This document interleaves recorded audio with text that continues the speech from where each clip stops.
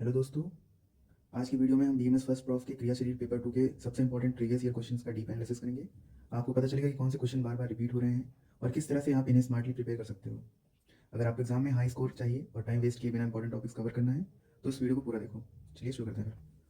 तो सबसे पहले हम आ जाते हैं यहाँ पे most important repeated question in क्रिया शरीर।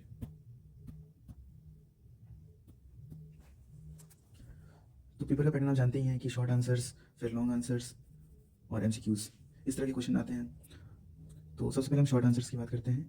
जो पहला क्वेश्चन बनता है वो बेसिकली धातुओं को लेकर बनता है। रस धातु, रक्त, मांस, मेद, अस्थि, मज्जा, शुक्र, ये सब धातु पर क्वेश्चन बेसिकली बनता है। जो फर्स्ट क्वेश्चन होता है बेसिकली, जैसे आप इसमें देख सकते हैं कि प्रीवियस ईयर के 2023 पे हम आए तो जो मेन एग्जाम हुआ था उसमें पहला जो क्वेश्चन बना था वो धातुओं पर ही बना था। धातु एवं उपधातु में अंतर स्पष्ट करते उपधातु के नाम उल्लेख करें। फिर देखिए दूसरा जो क्वेश्चन बना था उसमें भी धातु का नाम लिखते हुए त्वक पुरुष के लक्षण बताइए। थर्ड क्वेश्चन भी बताना था, वो भी धातुओं पे बना था कि धातुओं के मलों को नाम उल्लेख करते हुए स्वेच्छा के लक्षण बताइए। तो धातु वाला जो क्वेश्चन है काफ़ी इंपॉर्टेंट है। इसके आप शॉर्ट आंसर क्वेश्चंस पे भी प्रिपेयर करना है और लॉन्ग आंसर क्वेश्चंस पे भी प्रिपेयर करना है, क्योंकि ये दोनों के लिए मोस्टली बहुत इंपॉर्टेंट है। जैसे इसमें आप देख लीजिए कि जो लॉन्ग आंसर आए हैं वो रक्त धातु पे आए हैं। रक्त धातु का पंचभौतिक सिद्ध करते हुए उसकी निर्माण प्रक्रिया एवं कार्यों का वर्णन करें। तो ये दोनों तरीके से इंपॉर्टेंट है, whether it is short type और लॉन्ग टाइप, आपको दोनों तरीके से अच्छे से प्रिपेयर करना है। और जैसे इसी के सेम सप्ली पेपर में हम आ जाते हैं तो देखते हैं कि जो इसमें भी सप्त धातु का वर्णन किया गया कि सप्त धातु के मल एवं उनकी उपधातु का नाम उल्लेख करें। और सेकंड है जो वसा एवं मज्जक में अंतर स्पष्ट करें, ये भी सप्त धातु में है। अस्थि के प्रकार और अस्थि के भेद, ये भी धातु में आता है। इसका जो लॉन्ग क्वेश्चन बना था रस धातु पे की उत्पत्ति उपधातु का विस्तृत वर्णन करते हुए लिखें।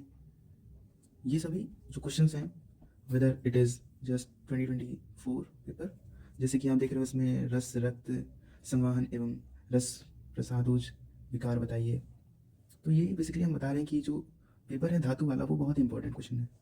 मास धातु की उत्पत्ति स्थान कर्मचय, उपधातु की उत्पत्ति भेद बताते हुए आर्तव विस्तृत वर्णन कीजिए। तो ये क्वेश्चन जो है बहुत ही अच्छे से फ्रेम किया जा सकता है इस पर। तो आपको फुली प्रिपेयर रहना पड़ेगा कि ये जो धातु वाले क्वेश्चन है ये मोस्टली बहुत इंपॉर्टेंट क्वेश्चन में से एक है। इसमें से गारंटी एक फिक्स क्वेश्चन जैसे कहते हैं बनता है, तो डन है इसमें से। अब नेक्स्ट पे आ जाते हैं ओज। ये बहुत इंपॉर्टेंट एक पूरा एक चैप्टर है ओज पे। ओज पे कई बार क्वेश्चन आ चुके हैं, जैसे कि सप्ली पे आप देख सकते हैं 2023 के सप्ली पेपर पे आया था। ओज की उत्पत्ति, गुण, कर्म का उल्लेख करते हुए विकृति का विस्तृत वर्णन करें।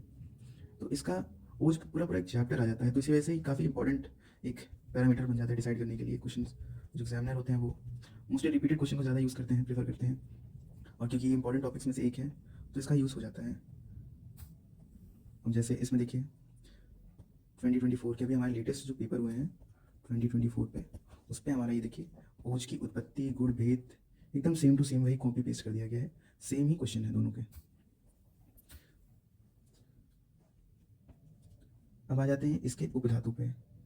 जो उपधातु वाला पार्ट है ये तो मोस्टली धातु और उपधातु ये काइंड ऑफ कोरिलेटेड है, एक दूसरे से इंटरकनेक्टेड है। जैसे जहाँ जहाँ धातुओं का विस्तृत वर्णन करना होगा वहाँ वहाँ उपधातु की बात करनी होगी। इसी तरह करके जैसे 2023 के मेन पेपर में आया था ये। फिर यही सेम चीज़ अगर हम देखते हैं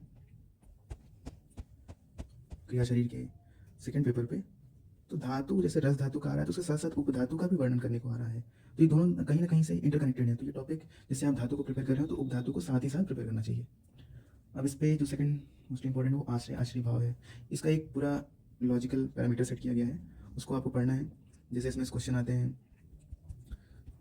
अभी मेन पे हमारे पेपर हैं आए हुए हैं 2023 के, उसमें बताया गया है लॉन्ग क्वेश्चन में आश्रय आश्रय भाव की साधारण व्याख्या करते हुए अस्थि धातु के कार्य लिखिए। तो उसमें आश्रय आश्रय भाव को एक्सप्लेन करना है, उसके उदाहरण लिखने हैं और अस्थि धातु के कार्य भी लिखने हैं इसमें। तो इस तरह करके जो लॉन्ग क्वेश्चन है वो इससे फ्रेम किए जा सकते हैं। मतलब ये इतने छोटे छोटे टॉपिक्स हैं लेकिन इनसे बहुत बड़े बड़े क्वेश्चन बन सकते हैं। अब इसमें फोर्थ पे आ जाते हैं हम, जिसमें से मोस्टली इंपॉर्टेंट स्रोतस। इसकी एक टेबल है, अगर आप वो याद करके जाएंगे तो मोस्टली और काम देगी और आपको अच्छे नंबर अटेन करने में काफ़ी हेल्प करेगी। जैसे कि शॉर्ट आंसर्स में इसमें आया है कि मेद व स्रोतस का मूल नाम लिखते हुए मेद वृद्धि के लक्षण लिखिए। फिर यही सेम क्वेश्चन हमारा देखिए सप्ली पेपर में भी आता है, ये बस इसका रक्त व स्रोतस का मूल लिखने को आ रहा है। तो क्वेश्चन रिपीट होते रहते हैं बार बार कर करके, बस आपको उसको समझना है। अब देखिए यहाँ पे निंद्रा, यहाँ भी रिपीट हुआ है निंद्रा का क्वेश्चन। आश्रय आश्रय भाव अभी लेटेस्ट एकदम 2024 में जो पेपर हुए हैं उसके अनुसार ये सब छोटे छोटे टॉपिक्स हैं जो आपको बहुत ध्यान देना पड़ेगा। उपधातु, ये सब मोस्टली रिपीटेड वाले में से हैं। तो इस साइड में जो ये क्वेश्चंस बता रहा हूँ, ये टॉपिक बेसिकली ये जितने भी टॉपिक्स मैं बता रहा हूँ पूरे, अगर आप इसमें से प्रिपेयर कर लेते हैं तो आपको कोई दिक्कत नहीं आनी चाहिए अच्छे से बीएमएस क्वालिफाई करने में। जैसे निंद्रा पे क्वेश्चन आ जाता है कई बार मानस प्रकृतियों पे क्वेश्चन आ जाता है, कई बार इंद्रियों पे आ जाता है। ऐसे सारे क्वेश्चन फ्रेम किए जा सकते हैं। अब होम्योपैथिक सिस्टम और इम्यूनिटी और कार्डियोवैस्कुलर सिस्टम, इन तीनों पे kind of mutual relation create किए जा सकते हैं। जैसे कि कभी कभी इस पे क्वेश्चन आ जाते हैं सीवीएस पे, यानी कार्डियोवैस्कुलर सिस्टम यानी हार्ट से रिलेटेड जितने भी हैं, जैसे कि ब्लड प्रेशर की बात करें, pulse pressure, blood regulation mechanism, anaemia, haemopoietic system का, फिर इम्यूनिटी। तो क्वेश्चन रिपीटेड है ये सब काफ़ी, और मैं इसके एनालिसिस करके आपको लास्ट 5 ईयर के पूरे आपको मैं बता रहा हूँ ये चीज़ें कि कैसे क्वेश्चन आप फ्रेम कर सकते हो और अच्छे से पढ़ाई करके अपना बेस्ट दे सकते हो। प्लाज्मा, ये भी हेमोपोएटिक सिस्टम का है कंपोजिशन। इसको अगर आपको प्रॉपरली चार्ट बना करके एक्सप्लेन करेंगे तो काफ़ी अच्छे से एग्जामिनर पढ़ेंगे और इसको अच्छे से नंबर भी देंगे। कई बार होता है कि लिखने से बेटर होता है कि चार्ट वाइज रिप्रेजेंटेशन करने से मार्क्स जो होते हैं अच्छे से मिलते हैं। अब 6 पे आ जाते हैं मसल फिजियोलॉजी, एडिपोज टिश्यू। तो एडिपोज टिश्यू पे फ्रेम हो जाते हैं क्वेश्चन कई बार सार्कोमेयर पे, सार्कोलेमा पे, इस तरह से क्वेश्चन फ्रेम होते रहते हैं। जैसे कि आप देख सकते हैं, ये देखिए 2023 के मेंस पेपर में सार्कोमेयर का जिक्र किया गया है कि व्हाट इज सार्कोमेयर, और name the tissue which connect muscles to bone. तो ये इंपॉर्टेंट क्वेश्चन बनते रहते हैं इसके ऊपर। अब इसी पे सेम एडिपोज टिश्यू की बात कर रहे थे हम लोग कि एडिपोज टिश्यू होते क्या हैं और क्या इसके फंक्शन है। तो पॉइंट वाइज करके आपको मैंने ये चीज़ प्रोवाइड कर दिया है। अगर आप इसको फॉलो करेंगे तो बहुत अच्छे नंबर आपके आएंगे ज़रूर, डेफिनेटली। अब क्वेश्चन 7 पे आ जाते हैं हम रिप्रोडक्शन पे, और स्पेशल सेंस ऑर्गन पे क्वेश्चन आते हैं, मतलब फ्रेम किए जा सकते हैं। जैसे रिप्रोडक्शन की बात किया जाए तो ये क्वेश्चन आ रहा है कि main functions of each testis and ovaries. ये ऐसे क्वेश्चन है जो शॉर्ट में भी प्रिपेयर किए जा सकते हैं, लॉन्ग में भी, क्योंकि एग्जामिनर का मूड है वो किस तरह से फ्रेम करवा के आंसर आपसे पूछ ले। जैसे ये देखिए शॉर्ट में आया डिस्क्राइब सीमेन कंपोजिशन, इस तरह करके आ सकते हैं। और सेम यही तरह ये एक्सक्रीशन वाला भी लॉन्ग आंसर में मोस्टली पूछे जाते हैं, लेकिन कभी शॉर्ट क्वेश्चंस भी आ जाते हैं इस पर। जैसे कि मलों का महत्व का वर्णन करते हुए आयुर्वेदिक मूत्र निर्माण प्रक्रिया का उल्लेख करें। तो इसका आयुर्वेदिक पोर्शन आप अच्छे से पढ़ के जाइएगा ताकि एग्जामिनर कहीं से आपको फंसा ना सके।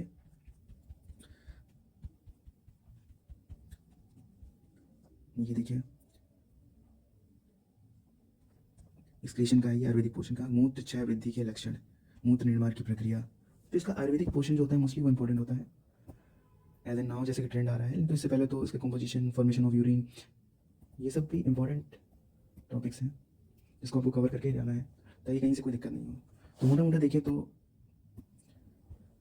धातुओं पे एक क्वेश्चन बनता है, अस्थियों पे एक क्वेश्चन बनेगा, ओज पे एक क्वेश्चन फिक्स है,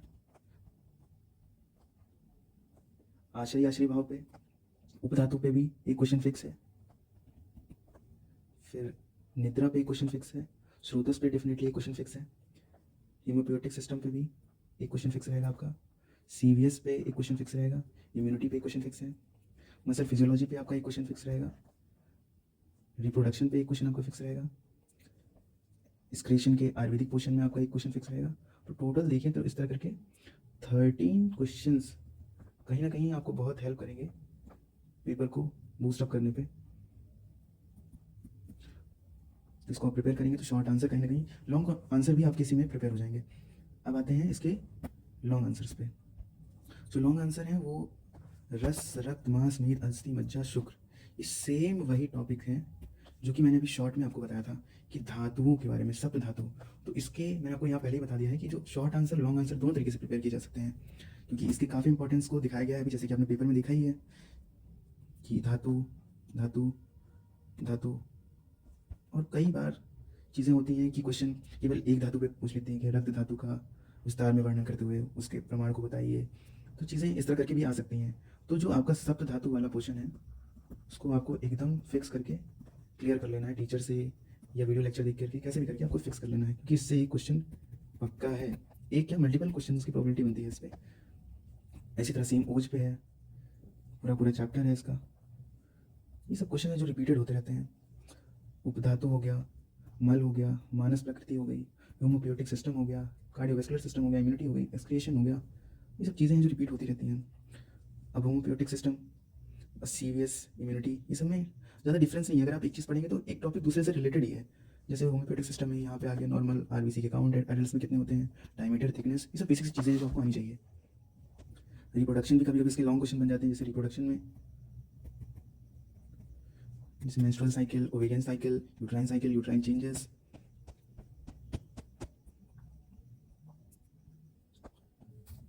जैसे कि आप देखिए एक्सक्रीशन में मेंस्ट्रुएशन, रिप्रोडक्शन में स्पर्मेटोजेनेसिस, एडिपोज टिश्यू, एक्सक्रीशन में मूत्र निर्माण की प्रक्रिया, यह आयुर्वेदिक पोषण है एक्सक्रीशन का। आश्रय आश्रय भाव है, सीवीएस सिस्टम के बारे में इसमें क्लियर किया गया है। तो चीज़ें इसी तरह से करके आती हैं। तो आप देखिए हैं कि पेपर पैटर्न कैसा है।